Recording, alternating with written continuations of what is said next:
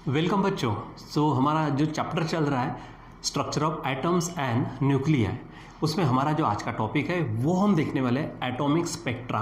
ठीक है, यानी जो स्पेक्ट्रम होता है, ठीक है, जैसे कि हमारे पास दो तरह से बोल सकते हैं कि कंटिन्यूस स्पेक्ट्रम और लाइन स्पेक्ट्रम करके। ठीक है, सो जैसे बच्चों अगर मान लीजिए कि हमने क्या किया, एक आधा मेटेलिक एक आधी कोई मेटल बॉडी या फिर मेटेलिक रॉड वगैरह है, आप उसको क्या करो, गर्म करो। ठीक है, अच्छा अगर ये मान लीजिए कि ये मेटल रॉड है, आप इसको अगर गर्म करते, हीट करते इसको, ठीक है, अब दूर से भी कैसे थोड़ा सा इतना अगर हाथ अगर ये करके रखेंगे फिर भी आपको ऐसा लगता है कि थोड़ी सी कुछ गर्माहट आपको मिल रही है। ठीक है, सो वो गर्माहट और कुछ नहीं बच्चों, वो हमारा रेडिएशन है।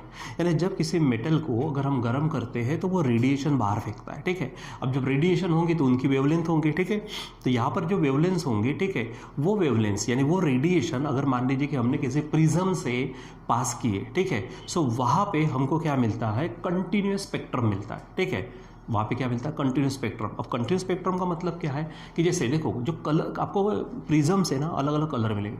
जैसे आपने रेनबो देखा होगा, तो रेनबो कैसा है, कंटिन्यूस स्पेक्ट्रम है।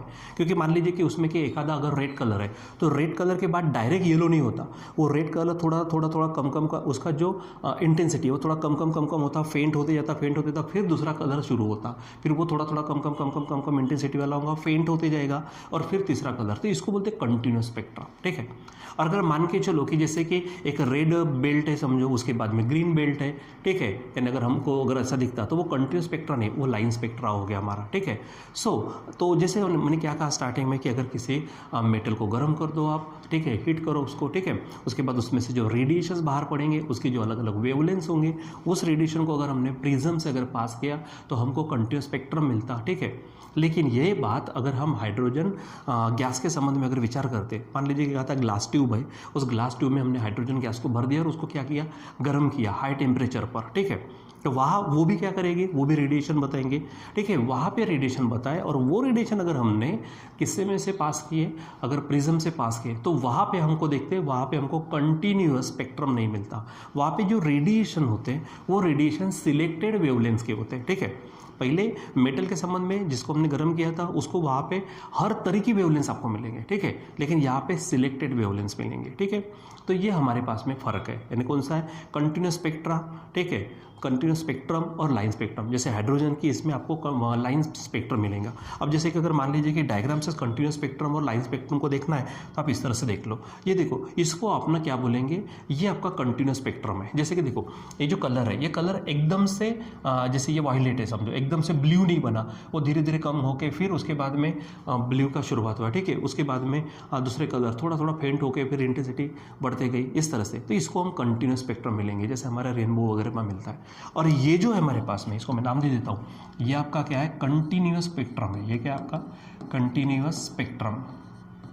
ठीक है, इसको क्या बोलेंगे आप, कंटिन्यूअस स्पेक्ट्रम बोलेंगे। और ये आपका है लाइन स्पेक्ट्रम, ये आपका क्या है, लाइन स्पेक्ट्रम, ये ध्यान में रखो। ठीक है, ये लाइन स्पेक्ट्रम देखो, इसमें कैसे लाइंस ऐसे नज़र आ रही है। ठीक है, जो वेवलेंस है अलग अलग वेवलेंस से अलग अलग कलर्स मिलते हैं, तो इस तरह से हमको मिलेगा। तो लाइन स्पेक्ट्रम ये हमारा कंटिन्यूस स्पेक्ट्रम।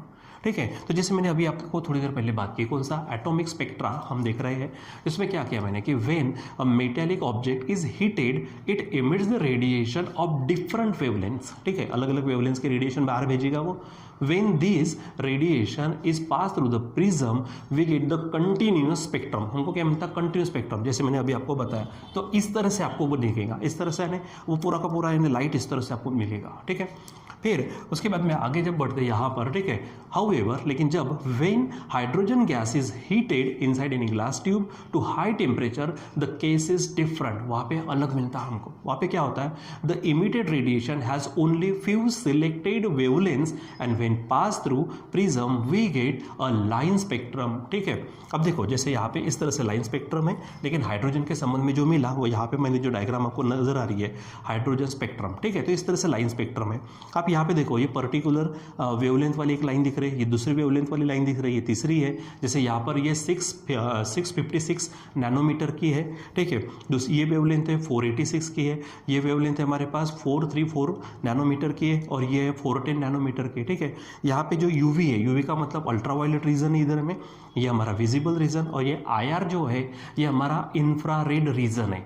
ठीक है, इंफ्रारेड रीजन जो दिखते नहीं हमको। ठीक है, तो हमको क्या मिलता है वहाँ पे, we get the line spectrum as shown in figure. ठीक है, फॉर विजिबल रेंज, ये जो विजिबल रेंज है इतने के लिए हमको क्या मिलता है, वहाँ पर हमको ये जो मिलता है क्या होता है, वो लाइन स्पेक्ट्रम होता है। ठीक है, अब इट शोज दैट, ठीक है, ये बताता है आपको क्या कि hydrogen emits radiation of wavelength. देखो यहाँ पर है, ये देखो यहाँ पर हमने बताया है 410 है, 434 है, 486 है और 656 नैनोमीटर की हमको क्या मिलती है, यहाँ पे वेवलेंथ मिलती है और यही सिलेक्टेड मिलती है। ठीक है, इसके अलावा इसके बीच वाली कुछ नहीं मिलती। ठीक है, क्योंकि अगर बीच वाली अगर मिल गई, देखो ये अगर लाइन्स है, लाइन्स के बीच वाली अगर मिल गई तो वो कंटिन्यूस हो जाएगा। ठीक है, और सिर्फ पर्टिकुलर वेवलेंथ ही मिलती है तो वो लाइन स्पेक्ट्रम। ठीक है, सो ये ध्यान में रखो। तो हाइड्रोजन के संबंध में हमको यानी ये जो है वेवलेंस, ये हमको वेवलेंस यहाँ पर मिली थी। ठीक है, आगे and does not emit any radiation with wavelengths in between these wavelengths। देखो जैसे अगर ये है, ये 656 नैनोमीटर है और ये हमारे पास 486 नैनोमीटर है, इनके बीच की आपको ना कोई वेवलेंथ नहीं मिलेंगी। अगर वैसी वेवलेंथ मिलती तो आपको शायद वो इस तरह से हमको मिलता। ठीक है, लेकिन अभी नहीं मिल रहे, इसलिए एक लाइन मिली यहाँ पर, ये दूसरी लाइन, ये तीसरी लाइन, सिर्फ ऐसे सिलेक्टेड वेवलेंथ मिलती है हाइड्रोजन के संबंध में। ठीक है, आगे यहाँ पे देखो आप द लाइन्स, ठीक है, the lines seen in the spectrum are called as emission line. इसको आप क्या बोलते हो, इमिशन लाइन। जो हमको वेवलेंस मिली, जैसे ये लाइन, इनको हम इमिशन लाइन बोलते हैं। ठीक है, या फिर स्पेक्ट्रल लाइन भी आप बोलते हैं। Hydrogen also emit radiation at wavelengths in UV, IR, ठीक है, IR यानी infrared radiation and at longer wavelengths. ठीक है, लॉन्गर वेवलेंस भी आपको मिलती है। ठीक है, तो ये ध्यान में रखो। उसके बाद में ये जो हमको लाइंस मिले, जो स्पेक्ट्रल लाइंस है या फिर इमिशन लाइंस है, हम इनको क्या करते हैं, 3-4-5 सीरीज में बांट देते हैं। ठीक है, 4-5 सीरीज में हमको क्या करना है, ये बांट देते हैं। जैसे हमारे पास में लाइमन सीरीज है, बाल्मर सीरीज है, ब्रैकेट सीरीज है, ठीक है, पैशन सीरीज है, फंड सीरीज है, ऐसे 4 से 5 सीरीज में हम इसको क्या कर सकते हैं, क्लासीफाई कर सकते हैं। ठीक है, देखो यहाँ पर द स्पेक्ट्रल लाइन्स यानी emission lines can be classified into several series starting with shorter wavelength as follows. ठीक है, शॉर्टर वेवलेंथ से शुरुआत होंगी। ठीक है, कम।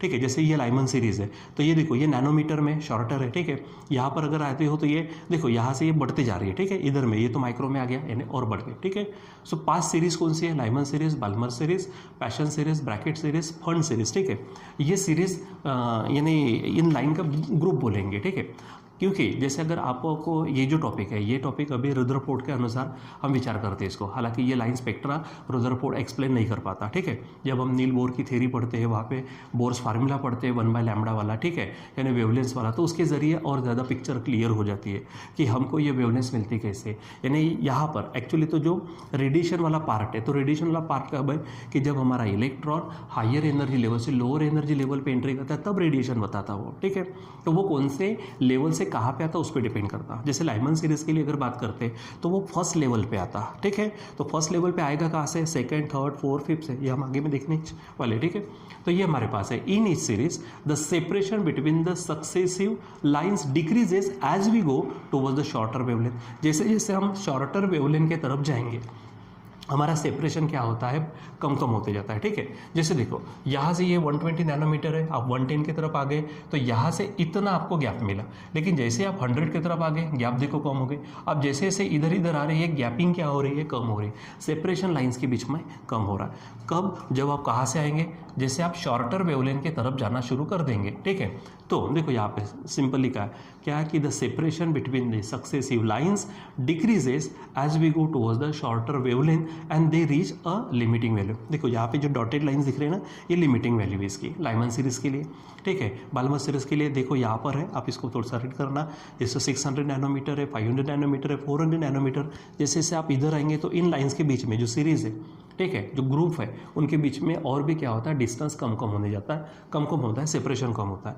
और ये लिमिट यहाँ पे पैशन सीरीज के लिए 2 माइक्रोमीटर है, यहाँ पे 1.5 माइक्रोमीटर, 1 माइक्रोमीटर, 0.5 माइक्रोमीटर। देखो इधर से आ रहे तो इनके बीच में क्या हो रहा है, गैपिंग कम हो रही है, सेपरेशन कम हो रहा है, ये ध्यान में रखो। ठीक है, सो क्या ध्यान में रखेंगे, स्पेक्ट्रल लाइन को 5 इसमें हम क्या कर रहे हैं, यहाँ पर क्लासीफाई कर रहे हैं। कौन से सीरीज में, लाइमन सीरीज, बार्मर सीरीज, उसके बाद में पैशन सीरीज, ब्रैकेट सीरीज और फंड सीरीज। ठीक है, और यहाँ पे स्पेशल पॉइंट कौन सा ध्यान में रखना कि जैसे आप शॉर्टर वेवलेंथ की तरफ जाएंगे तो लाइंस के बीच में सेपरेशन क्या होता है, कम होता है, ध्यान में रखेंगे आप। ठीक है, तो ये ध्यान में रखो। फिर उसके बाद में ये जो हमारे पास में जो सीरीज़ का पार्ट है, ठीक है। इसको एक पर्टिकुलर फार्मूले से हम जानते हैं, ठीक है। वहाँ पे हमको जो फार्मूला मिला लास्ट टाइम में भी हम ये ऑलरेडी हम वैसे भी नेक्स्ट टॉपिक में इसको पढ़ते हैं, ठीक है। तो जो हमारे पास में नेक्स्ट जो टॉपिक रहता तो वो 1/λ इज इक्वल टू z²r, ठीक है। यहाँ पर 1/p² माइनस 1/n², या फिर कुछ लोग यहाँ पर m यहाँ पर n वगैरह लेते हैं, वो कोई पार्ट नहीं है। और हाइड्रोजन के लिए z क्या होता है 1, तो आप डायरेक्ट कौन सा फार्मूला यूज़ कर सकते हैं 1/λ इज इक्वल टू r वाला, ठीक है। तो ये कोई पार्ट नहीं कि आप p लेते क्या n लेते, बस ध्यान में रखना, आपको नोटिफाई करना पड़ता कि कौन सी हायर एनर्जी लेवल है, कौन सी लोअर एनर्जी लेवल है। अब यहाँ से चलते आगे, देखो the observed wavelengths of the emission lines are found to obey this relation. ये रिलेशन आपको फॉलो करती है कौन, जो हमारी इमिशन लाइन है, जो हमारी स्पेक्ट्रल लाइन है, जो हमारी सीरीज है, ठीक है। ये जब हम पढ़ते यहाँ पे, तो जब हम यानी एक्चुअली आप इसको नाम दे सकते, ये हमारा बोर फार्मूला होता है, ठीक है। ये हमारा रेडबर्ग फार्मूला बोलेंगे या फिर बोर फार्मूला, जहाँ पे आर हमारा रेडबर्ग कांस्टेंट होता है, ठीक है। So where lambda is the wavelength, देखो ये वेवलेंथ है, यहाँ पे यन और यम लिया है, कोई यम और यन लेते, कोई पी और यन लेते, कोई फर्क नहीं पड़ता। तो ये जो हमारा यन है ये लोअर एनर्जी लेवल है और यम हमारा हायर एनर्जी लेवल, ध्यान में रखना, n and m with lower and higher orbits यानी एनर्जी लेवल रिस्पेक्टिवली, और आर यहाँ पे कांस्टेंट है, ठीक है। अब यहाँ पे जैसे कि मैंने कहा था स्टार्टिंग में थोड़ा कि लाइमन सीरीज के लिए क्या होगा, लाइमन सीरीज के लिए, ठीक है।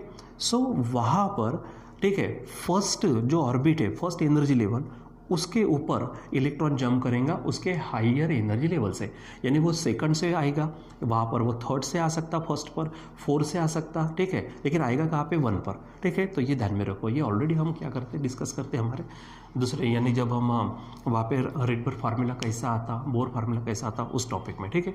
सो थोड़ा सा कुछ चीज़ें प्रैक्टिकली ध्यान में रखना, ठीक है। जैसे लाइमन सीरीज़ की बात करते हैं, लाइमन सीरीज़ वो हमको मिलती है अल्ट्रा वायलेट रीजन में, ठीक है। बाल्मर सीरीज मिलती है विजिबल रीजन में, पैशन सीरीज मिलती है वो मिलती है हमको इंफ्रारेड रीजन में, उसके बाद में ब्रैकेट सीरीज मिलते हैं इंफ्रारेड के थोड़ा नज़दीक यानी नियर इंफ्रारेड से रीजन, ठीक है। और जो हमारे पास फंड सीरीज होती है तो फंड सीरीज मिलती है हमको इंफ्रारेड से थोड़ा दूर यानी फार, ठीक है, टू द इंफ्रारेड रीजन, वो ध्यान में रखो। और कुछ यन और यम की वैल्यूज, ठीक है। तो देखो यहाँ पर कंडीशन क्या है लाइमन सीरीज के लिए, यन 1 होगा, ये 1 होगा, तो कहाँ से इलेक्ट्रॉन जंप करेगा 2, 3, 4 टू द इन्फिनिटी, ठीक है। This series lies in UV region of the spectrum यानी अल्ट्रा वायलेट रीजन, ठीक है। बाल्मर सीरीज के लिए क्या हमारे पास में यन 2 होगा, तो जंप करेगा इलेक्ट्रॉन 3, 4, 5 से, ठीक है। वो काय में लाइज करेगा, ठीक है, तो विजिबल रीजन ऑफ स्पेक्ट्रम। उसके बाद पैशन सीरीज है यन 3 होगा, तो यम 4, 5, 6 ऑनवर्ड्स होगा, वो इंफ्रारेड यानी आईआर रीजन में क्या रहेगा, लाई करेगा। उसके बाद ब्रैकेट सीरीज है तो यन 4 होगा, यम हमारे पास में 5, 6, 7 से ऑनवर्ड्स होगा, और वो नियर इंफ्रा, ठीक है, इंफ्रारेड के नज़दीक में हमको मिलेगा, ठीक है, वो ध्यान में रखो। उसके बाद में जो फंड सीरीज है तो फंड सीरीज क्या है, यन 5 होगा, और यम जो है 6, 7, 8, 9 ऑनवर्ड्स होगा, ठीक है। और वो ध्यान में रखना this series lies in far IR region of spectrum यानी इंफ्रारेड रीजन से थोड़ा दूर मिलेगा, आपको दूर मिलेगा, ठीक है। और ये स्टार पॉइंट ध्यान में रखना, ये स्टार्टिंग में मैंने आपको बोल दिया कौन सा, कि रदरफोर्ड जो मॉडल जो है रदरफोर्ड एक्सप्लेन नहीं कर पाता एटॉमिक स्पेक्ट्रा, ठीक है। यानी क्या बोलेंगे यहाँ पे, Rutherford model could not explain the atomic spectra, ठीक है। यानी एटॉमिक स्पेक्ट्रा क्यों है, किसके कारण है, किसके कारण हमको लाइन स्पेक्ट्रा या फिर कंटिन्यूस स्पेक्ट्रा मिलता, ये हमको नहीं बताता कौन, रदरफोर्ड मॉडल, ठीक है। ये हमारा टॉपिक क्लियर होता है जब हमारा यानी बोर थ्योरी देखते हैं हम, ठीक है, तो बोर थ्योरी का इसमें क्लियर हो जाता है, ठीक है। सो बच्चों यहाँ पे ध्यान में रखो, जो हमारा एटॉमिक स्पेक्ट्रा की बात करते हैं, यहाँ पर जो हमारा पार्ट था कौन सा, एटॉमिक स्पेक्ट्रा। एटॉमिक स्पेक्ट्रा में जैसे 2 एग्जाम्पल लेके देखिए हमने, एक मेटल को गर्म किया, एक हाइड्रोजन गैस को गर्म किया, ठीक है हमने, और दोनों को प्रिज्म से क्या किया, पास किया। तो मेटल के संबंध में है तो कंटिन्यूस स्पेक्ट्रा मिलता है, हाइड्रोजन के संबंध में हमको लाइन स्पेक्ट्रा मिलता है, यानी सिलेक्टेड वेवलेंथ वाला रेडिएशन हमको मिलता है, ठीक है। कंटिन्यूस स्पेक्ट्रम इस तरह से नजर आएगा आपको, लाइन स्पेक्ट्रम इस तरह से नजर आएगा, ठीक है। तो ये सब चीज़ें आप बराबर ध्यान में रखो। और जो लाइन्स मिलती है, जो सीरीज होती है, ठीक है, यानी लाइन्स को हमने सीरीज में बांट दिया, 5 सीरीज में, वो हमने डिस्कस किया। उसके बाद में उसका रीजन कौन सा होता है, यानी अल्ट्रा वायलेट रीजन है, विजिबल रीजन है, ठीक है, कि इंफ्रारेड रीजन है, कि नियर इंफ्रारेड है, कि फार इंफ्रारेड है, वो ध्यान में रखो। और एक पॉइंट कौन सा, कि रदरफोर्ड का मॉडल जो है एटॉमिक स्पेक्ट्रा को एक्सप्लेन नहीं करता, बोर मॉडल में कंप्लीट होता है, क्लियर होता है, ठीक है। सो बच्चों ये हमारा एटॉमिक एटॉमिक स्पेक्ट्रा के संबंध में ये टॉपिक था, ठीक है। आप इसको अच्छे से क्या करो, यहाँ पर इसको वीडियो में तो थोड़ा समझाया गया है, आप इसको थोड़ा सा पढ़ो क्योंकि थोड़ा थेरोटिकल पोर्शन भी है, पढ़ते पढ़ते भी समझ में आ जाता है, ठीक है।